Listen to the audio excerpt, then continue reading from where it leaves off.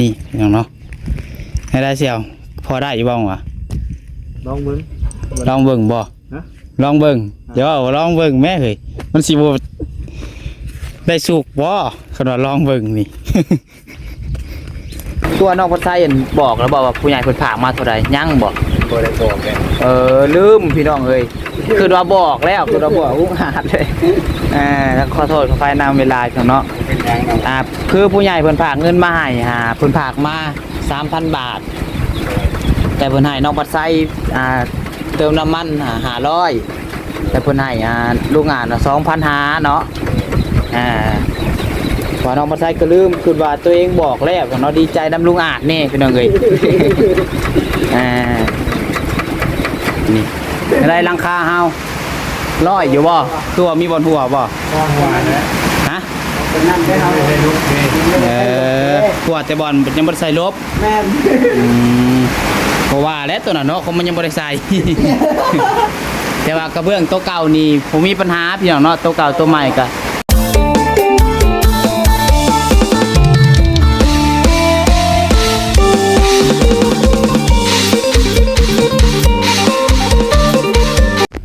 พี่น้องเนาะ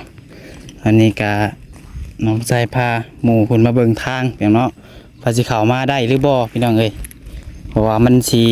นี่บ่อนี้แหละสิยากพอนี้พี่น้องเนาะให้ได้เสียวพอได้อยู่บ้างวะลองเบิ่งลองเบิ่งบ่ลองเบิ่งเดี๋ยวลองเบิ่งแม่เฮ้ยมันสิบ่ได้สุกบ่ขนาดลองเบิ่งนี่ แต่ว่ารถนั่นหารถใหญ่เขาก็เที่ยวอยู่รถใหญ่พวกทีมงานนี่แหละพวกเขาง่ายแต่รถ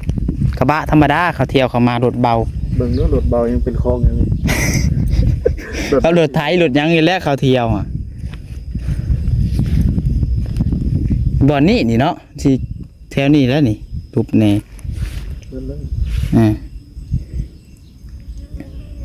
รถเบายังลงถึงเพลงเลย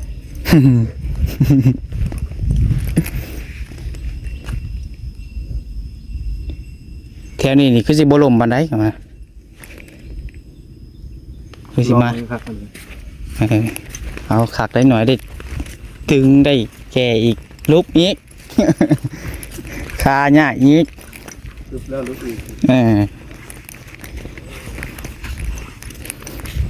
แต่ว่าทางมาแถวนั้นได้เนาะสำนักเนาะคันมันบ่ลุกแล้วได้เห็นบ่ต้มไม่ย่านเนาะนั่นนี่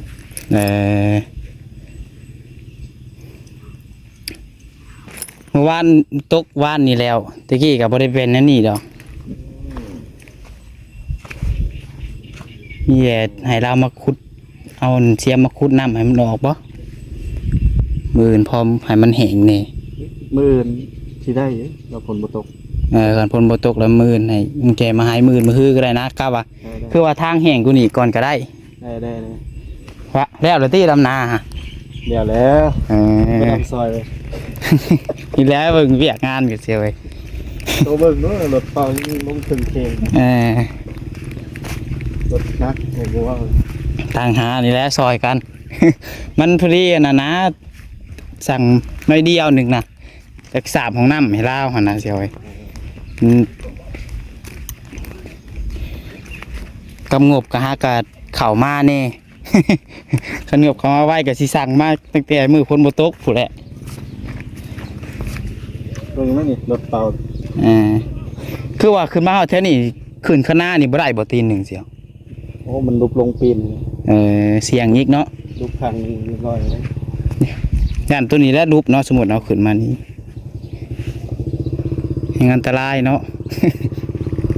มันแห้งก่อนมือโอเค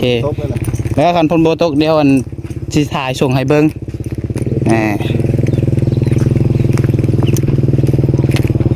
และเฮือนเราก็ได้ห้องครัวแอนเฮือนดอกเฮ็ดห้องครัวกับห้องน้ำ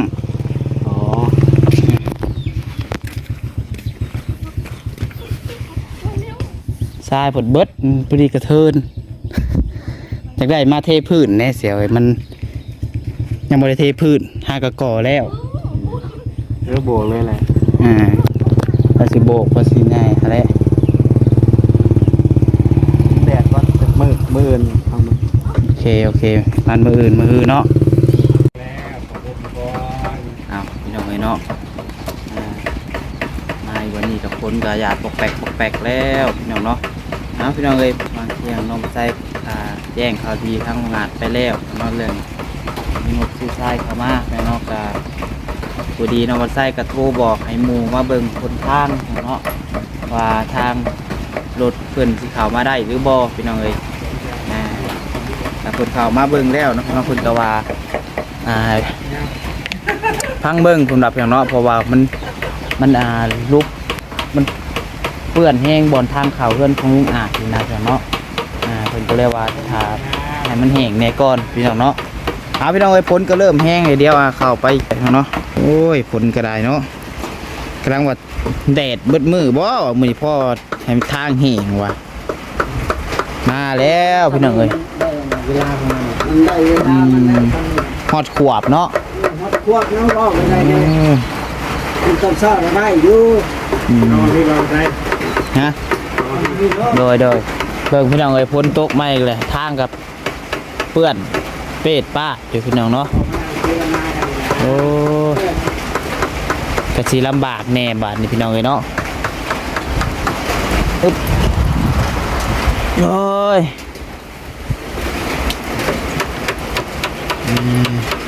สิลำบากตัวที่ว่า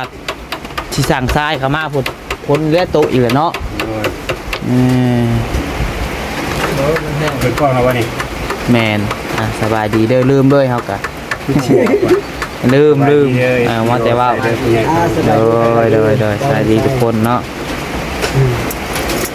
ผ้าแห้งบ่แรกกันแบบนี้เนาะทีแรกเพิ่นว่าคะแนนพ้นบ่ตกมื้อนี้มื้ออื่นเฮาเข้ามาคะแนนว่านั่นแหละมันแห้งเนี่ยสิให้เพิ่นเข้ามาเลยว่ะอันเดี๋ยวพ้นตกมาอีกเลยมื้อแรงก็จะตกแห้งกว่านี้บ่จักโอ้ยลืมแป๊บนึงเด้อเพิ่น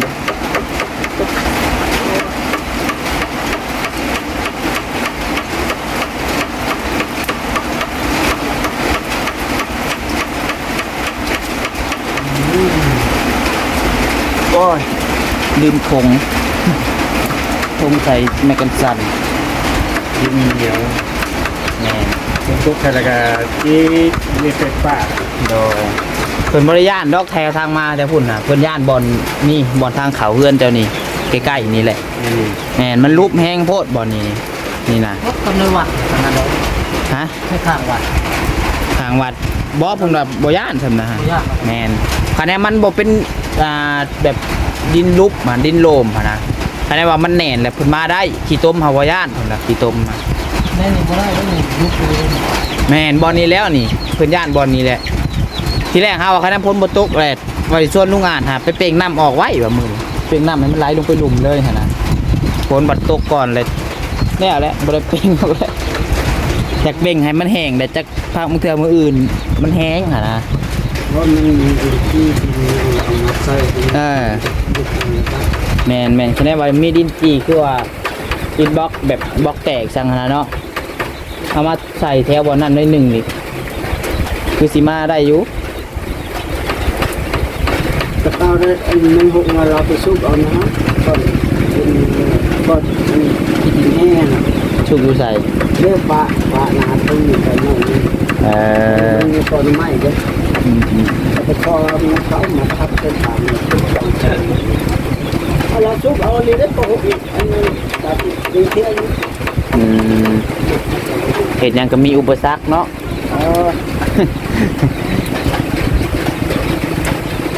สร้างมุ่งแล้วแหละเสร็จยังไงบัดนี้ เข้าบ้านกับเทดิ เข้าบ้านเนาะ เข้าบ้านกับเทคือ เทกับพึกเททรายด้วยซะ ที่เล่นมานานแล้วเอาอย่างนั้นแล้วตาย โอ้ กับแม่กันมันเลย ว่าไงกับปนกันเลยเนาะ คนกันเลย ตายไปก่อนเข้าบ้านอยู่แล้วแต่ว่าผมมีบรรทัดปูนมีบรรทัด เดี๋ยววันพับมื้ออื่นถ้าเฮาสิซื้อมาให้ไปซื้อมาให้มื้อนี้ก็ลืมแล้วพี่น้องเนาะกับเอฟซีเพิ่นเม่นมาเพิ่นว่า คือ ตัวน้องพัดไส้บอกแล้วบอกว่าผู้ใหญ่เพิ่นฝากมาเท่าใดยังบ่ บ่ได้บอกเลย ลืมพี่น้องเอ้ยคือว่าบอกแล้วคือว่าบอกอุ้งหาดเลยแล้วขอโทษขอไฟนำเวลาจังเนาะ เป็นยังเนาะ คือผู้ใหญ่เพิ่นฝากเงินมาให้เพิ่นฝากมา 3,000 บาท แต่เพิ่นให้น้องพัดไส้เติมน้ำมัน500แต่เพิ่นให้ลูกงาน2,500เนาะว่าน้องพัดไส้ก็ลืมคือว่าตัวเองบอกแล้วเนาะดีใจนำลุงอาจนี่พี่น้องเอ้ยเอาบอกในคลิปนี้ก็ได้พี่น้อง ทั้งบอกว่าใจฝากเงินฝากกรรมมาชื่อตายให้ทุกท่าน โดย สุขภาพแข็งแรงเด้อคอยฟังครับเริ่มถึงเรื่องพัฒนาสิ่งใดคอยได้ดังสมหวังปรารถนาทุกประการเด้อ โดยนั่นแหละเท่ากับ2,500นี่ก็สิซื้อทรายแล้วก็ก้อนมาให้ก้อนคะแนนว่ามันเรือมันยังกะมันเรือหน่อยเลยละกะเบิ่งก้อนคะแนนว่ามันเรือจัก4-5แสนบ่เท่ากับสิเก็บไว้สมทบนี่แหละอันต่อไปก็ซื้อไมเซล่าไมเซล่า2ตับเนาะสมมุติว่าตับละ800บ่กะสมมุติว่าเงินเรือเท่าใดกะน้องปลาไส้ก็สิเอาไว้ตื่มใส่กันนะพี่น้องว่าง่ายๆกันเนาะเรื่องเงินเรื่องค่ำนี่พี่น้องเนาะน้องปลาไส้ก็สิแจ้งบอกผู้รักผู้ใหญ่เพิ่นอยู่บัดซื้อนั่นซื้อนี่ก็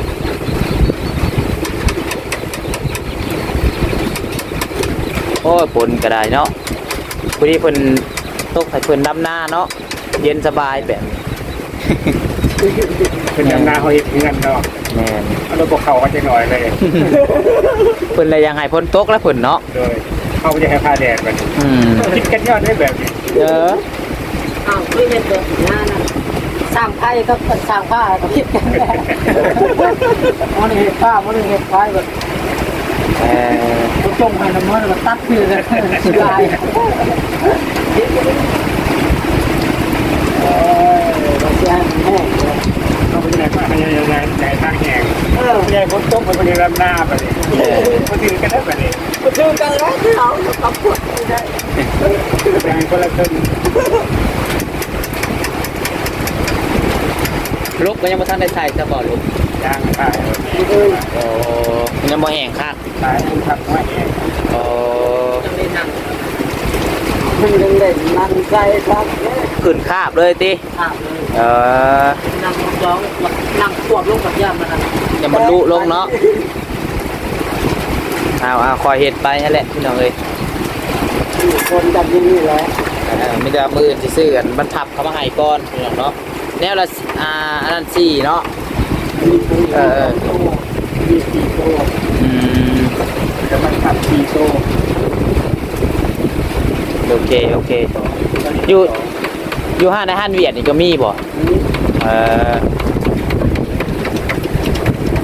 โอ้ยดันบ่ได้ยินเสียงสำเร็จพี่น้องเอ้ยคนก็เอาเบิ่งภาพไปนำกันซะพี่น้องเนาะให้ภาพมันบรรยาย ไปซื้อไม้ก็ยังบ่มีเงินพี่น้องเนาะยังโฮมเงินเก็บเงินก่อนพี่น้องเอ้ยอยากได้อยู่ไม้ก็พอได้ใช้สำได้สำนึงนี่แหละพี่น้องเนาะเอาตัวแพงดอกเอาตัวราคา1,000 บาท1,000 กว่าบาทนี่แหละ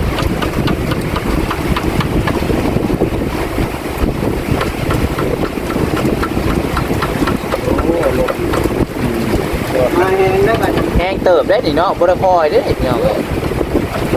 เดี๋ยวเราก็ใช้ในที่พิจารณากันเลย โดยเอาไปรถ เข้าไปจับ เอ้ยสองใจอยู่ได้มื้อนี้มาบ่คือบ่มาวะ เข้ามาอีกรอบค่ำเลยพี่น้องเนาะรอบแรง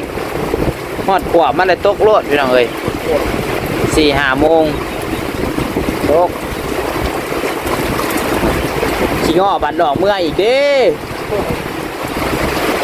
รถนี่แฮงกันไปยากมันนักแล้วมันนั่นบ่คือรถมีเลขได้รถมีเลขยังว่าใครกลัวมันพลาดตื่น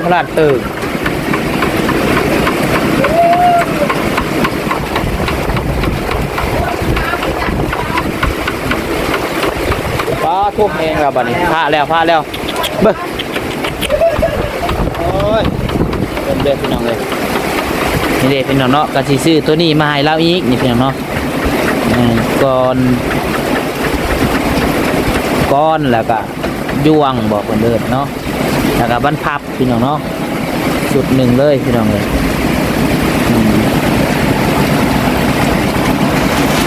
ก้อนนี่4 อันอันนี้2 อันบรรพับ4 อันบรรพับกันเนาะไปมาพามาเบิ่งบรรยากาศทุ่งไร่ทุ่งนาเลยซะพี่น้องเนาะโตดำนาตากคนเลยพี่น้องเนาะ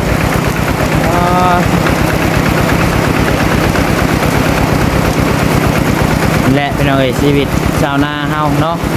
คนตกกระแข่งน้ำแกงกระร้อยพี่น้องเอ้ย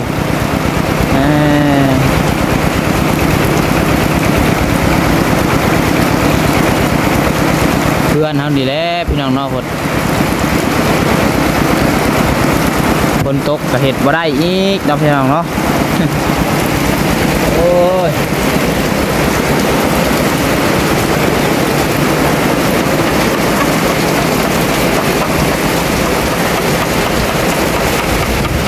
เปียกเบิดแล้วอันนี้ก็ได้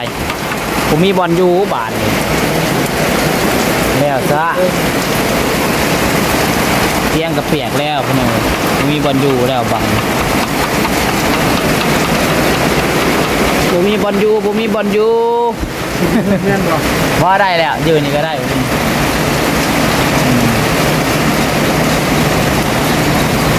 ว้าวหมดตุ๊กเลย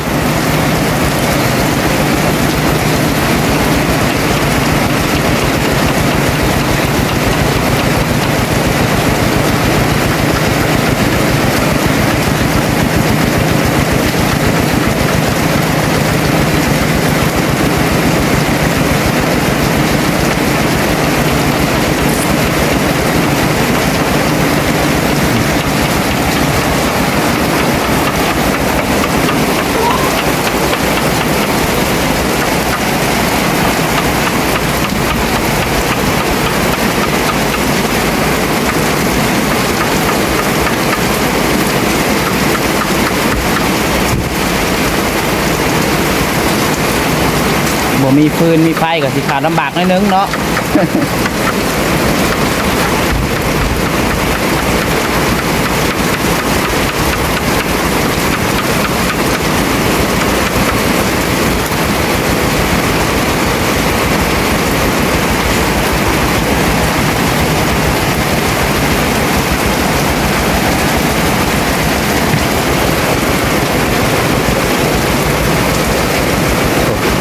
ลุงหาแล้วแข่งคนแหละพี่น้อง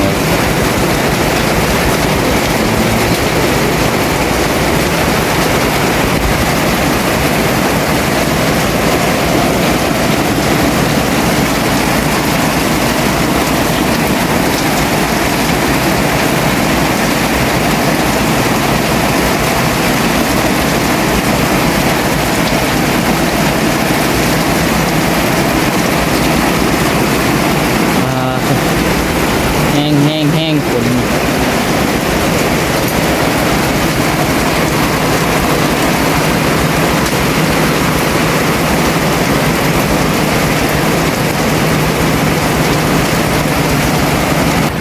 อย่างเนาะมาอยู่หลังนี่บ้านนี้อะไรหลังคาเฮาร้อยอยู่บ่ตัวมีบนหัวบ่ฮะหัวแต่บอลยังบ่ได้ใส่ลบแม่เพราะว่าแล้วตัวน่ะเนาะเขามันยังบ่ได้ใส่ แต่ว่ากระเบื้องตัวเก่านี่ผมมีปัญหาพี่น้องเนาะตัวเก่าตัวใหม่ก็บ่มีบนหัวพี่น้องเอ้ยเด้ตัวเพิ่นล่างให้เลยนะเนาะลองหลังคาใหม่เลย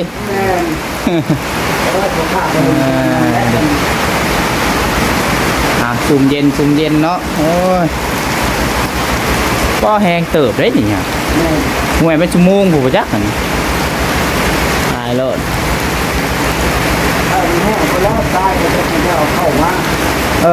จันมือนี่บ่ได้ดอกมือกันมือมันแดดเบิดมือคือก็แดดเบิดมือนี่น่าสิได้เอาเข้ามาได้อีก 2-3 มื้อพุ่นแหละแม่นมีแต่น้องบัดไส้ก็สิได้ไปเวียกไปงานก่อนแหละพี่น้องเนาะตัวเดี๋ยวก็สิขึ้นไปทางพะลานก่อนพี่น้องเอ้ยบัดลงมาก็จังสิมาสั่งให้ลาวเขาได้ว่าทางมันแห้งแรมทางเขาได้ มาเลยไปแดงเพิ่นกินนั่งกินนั่งอยู่เงินน้องก่อน เงินเจ้าหาว่าโดยถ้ามีโอกาสจะเข้าไปจะซื้ออะไรก็เจ้าหา ชื่อโน้น ฮะ โน้น โนน โน้นไปโน้นมากเนี่ย โยน เออ บ่าวโยน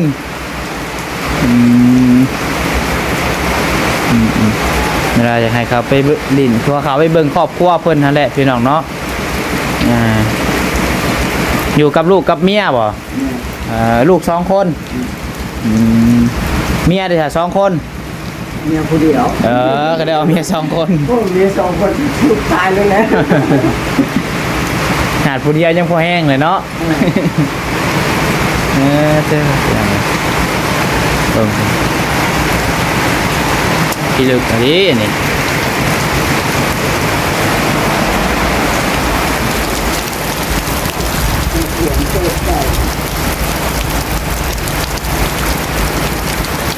น้องพัดไซเข้าเมืองบ้านไม่ได้บัดสิได้จอดรถแล้วก็ย่างเมื่อแล้วบัดจอดรถไว้เพื่อนลุงอาจแล้วย่างเมื่อ ถ้าทางแห่งอื่นถึงสิมาเอา มันอยู่ก็ได้เหรอ เอาหยอกไปซื้อได้อยู่ดอกคอยเมื่อแหล้วกับพระราชเติงอยู่ เออ มันหมื่นเด้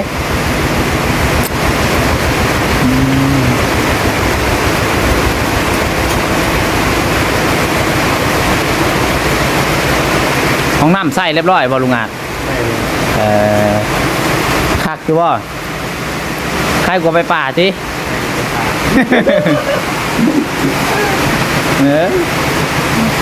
มันรอดอยู่แล้วเนาะ แต่เวลาลาดน้ำก็ไปดูกันไหน มันเบื่ออะไรมันเบื่ออย่าง เพราะว่าพอหันสั่งพอหักมันนะ มันล่างลงยากบอก เขาขึ้นเขากำเนี่ย มันล่างลงยากบอกโอ้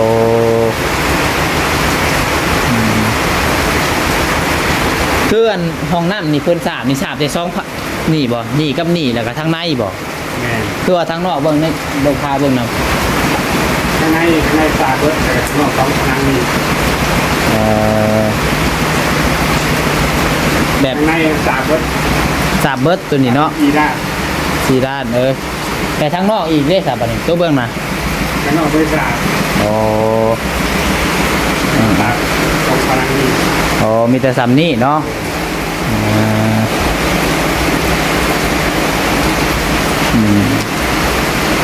นี่แหละพี่น้องเนาะหลายคนก็บ้านหลังที่2บางคนก็คันเซิร์น แล้วกันสอง คันเซิร์นบ้านหลังที่2ก็เอิ้นได้ แต่ว่ามันคือเฮ็ดนี่เฮ็ดห้องครัวกับห้องน้ำหลักๆพี่น้องเนาะ ตัวพวกมันอยู่นี่มันยังไปอยู่นี่ โดยแสดงว่าอันนี่ห้องน้ำก็อยู่นี้นี่พี่น้องเลยบัดสมมติว่าบ่อนนางไพ่สมมติอันสิมีคนมานอนอยู่นี่มันก็สิยากอีกเนาะมันก็บ่ได้แม่นว่ามันสิกว้างปานใดหั้นนะพี่น้องเอ้ยบ่อนเฮาไว้สมมุติว่าตู้กับข้าวคือว่าเตาถอกเตาถ่านก็เต็มแล้วอันนี้ครับเนี่ยคือว่าสิเอาถ้วยไปไหว้พุ่นบ่ไหว้พุ่นมันก็สิจีดหน้าทางข้าวอีกบัดนี้เนาะทางเข้ามาทางเข้าของน้ำ มีน้ำมีใส่ น้องคนมียาคนตาคนเดียว แสดงว่ามีงบซื้อปูนอีกนี่สาบเบิดนี่คือสิคักพี่น้องเอ้ยสาบข้างนอกข้างในเลย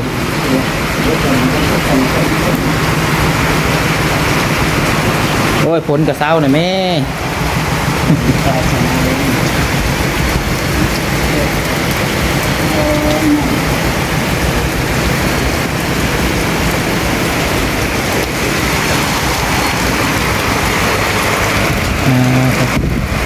ตัวแห้งได้บ่ใส่ แห้งเกิด ตัวบ่แห้งก็ติดตุกโดน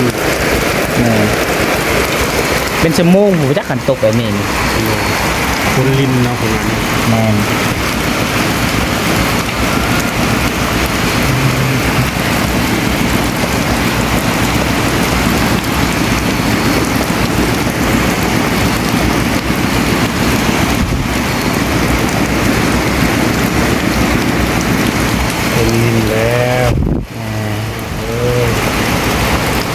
นี่ได้แม่บ่ค้ำเพิ่นยังบ่ได้มาง่ายบ่ บ่ฮู้เด้อ บ่ฮู้บ่ได้ติดต่อหากันเลยบ่ซะตั้งแต่มื้อเพิ่นไปกับบริษัทบ่โทรหากันเลยเพราะว่า FC หลายคนก็ถามหาบางคนเพิ่นบ่ได้เบิ่งคลิปแบบว่าจบนะพี่น้องเนาะเฮาเว้าอยู่ในคลิปกันเนาะว่าแม่บ่ค้ำเพิ่นไปใส่เพิ่นถามว่าไม่เห็นพี่สาวไอ้อาจไปไหนแล้วว่าสินะเพิ่นไปอันดำนาเนาะลุงอาจเนาะ ไปทำหน้าสอนลูกเพิ่น เดี๋ยวติดต่อหาลุงอาจเลยกับบูฮูว่าจะมือใดเพิ่นสิมาเนาะแล้วแต่เพิ่นดอกพี่น้องเอ้ยตัวนั้นก็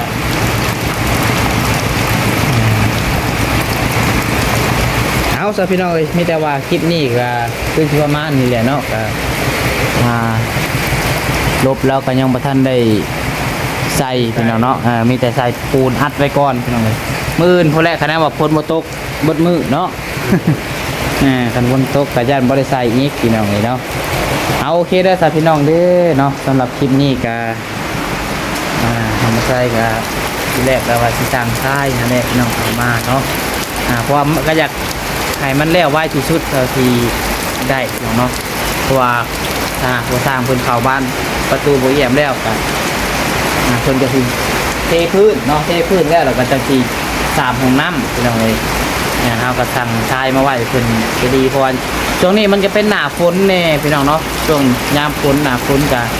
เฮ็ดหยังก็สิลำบากพี่น้องเนาะเฮ็ดเรือนเฮ็ดซ่านก็มีอุปสรรคแน่นะพี่น้องเนาะเพราะว่ามันเฮ็ดบ่ได้พี่น้องคือถ้าหากมื้อใดฝนตกซุมื้อนี้นี่ก็เฮ็ดเวียกก็บ่ได้อีกพี่น้องเนาะคือสิขึ้นมุงหลังคาก็ขึ้นบ่ได้พี่น้องเอ้ยเอาโอเคพี่น้องสำหรับที่นี่ผิดพลาดประการใดก็ต้องขอโทษขออภัยหลายขอบคุณพ่อแม่พี่น้อง FC ทุกคนที่เข้ามาชมพี่น้องบัดไซจนจบเนาะพ่อแม่พี่น้องเป็นกำลังใจกดไลค์กดแชร์คนละ1 ไลค์ 1 แชร์เพื่อเป็นกำลังใจให้น้องบัดไซในเด้อพี่น้องเด้อ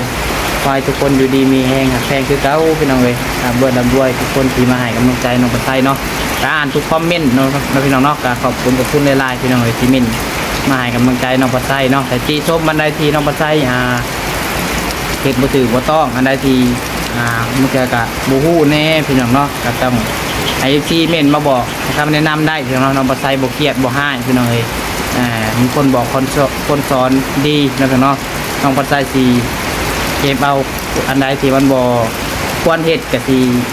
บ่เฮ็ดพี่น้องเนาะอันใดที่ปรับปรุงได้น้องบ่ใส่ก็ปรับปรุงเปลี่ยนแปลงตัวเองพัฒนาตัวเองไปเรื่อยๆนะพี่น้องเนาะโอเคได้พี่น้องเด้อบ๊ายบายพบกันใหม่คลิปหน้าพบกันสบายดี